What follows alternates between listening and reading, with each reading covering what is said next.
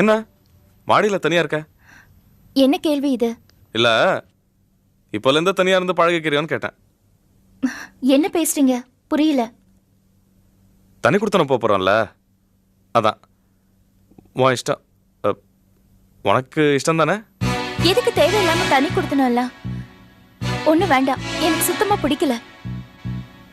என்ன சொல்ற? தனி கொடுத்தனும் போக வேண்டாங்கிறியா? என்ன கேட்டா இது தேவையில்லாதுன்னு தான் சொல்லுவேன். இல்ல சரோ, ஒன்னா இருந்தா தினம் உனக்கும் அம்மாவுக்கும் ஏதாவது ஒரு பிரச்சனை வந்துட்டே இருக்கு. தனியா போனா இதெல்லாம் இருக்காதுல்ல, நிம்மதியா இருக்கும். பிரச்சனைகள் எங்கதான் இல்ல, யாரோட தான் இல்ல. அப்பா அம்மாவோடையும் கூட பிறந்த அக்கா தங்கச்சிங்களோடையும் எல்லாரோடவும் பிரச்சனை இருக்கத்தான் செய்யும். அதுக்காக எல்லாரையும் விட்டுட்டு தனியா போக முடியுமா? எல்லாரையும் அனுசரிச்சு தானே போறோம். அதுதானே சொந்த